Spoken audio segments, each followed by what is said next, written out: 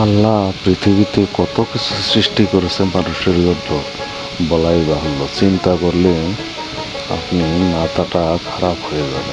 দেখুন আল্লাহ তাআলার সৃষ্টি। কলা দেখেন কি রঙের কলা, এবং এই কলাটা দেখুন সব কিছু জোড়া লাগানো, সব কলাগুলো একসাথে জোড়া লাগানো। এই যে কাটলে এরকম দেখায়, এই যে এরকম দেখায়, পাকা আছে দেখুন, পাকা কলা।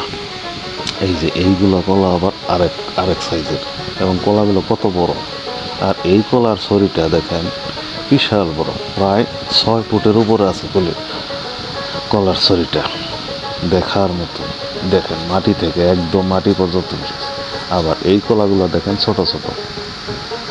দেখুন আল্লাহ তাআলার সৃষ্টি। এই একটা কলা দেখেন বিশাল বড় কলা, এবং এই কলা এক একটা কলা প্রায় 1 কেজির উপরে আছে।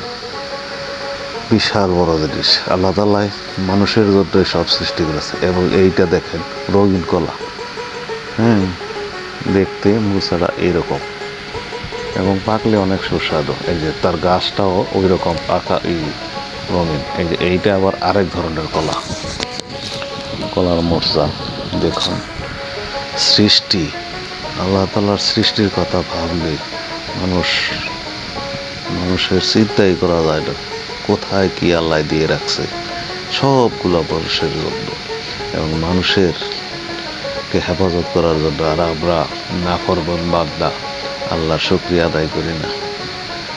এই দেখুন আরেক জাতের কলা, এই কলা, এই দেখুন এই কলাগুলো দেখতে লাল এবং অনেক সুস্বাদু খেতেও। দেখার মতো জিনিস আল্লাহ তাআলা পৃথিবীতে দিয়ে রাখছে, সবগুলো মানুষের খেজমত। এইটা এক ধরনের ফল, এটা কি ফল আমি যদিও নামটা জানি না। এই যে লেবুর মতো প্রায় দেখতে, এইগুলো আচার খাওয়া যায়। এই দেখো আল্লাহ তাআলা মানুষে কত কি দিয়ে রাখছে। আল্লাহর শুকরিয়া আদায় করেন। আল্লাহর শুকরিয়া আদায় করে না।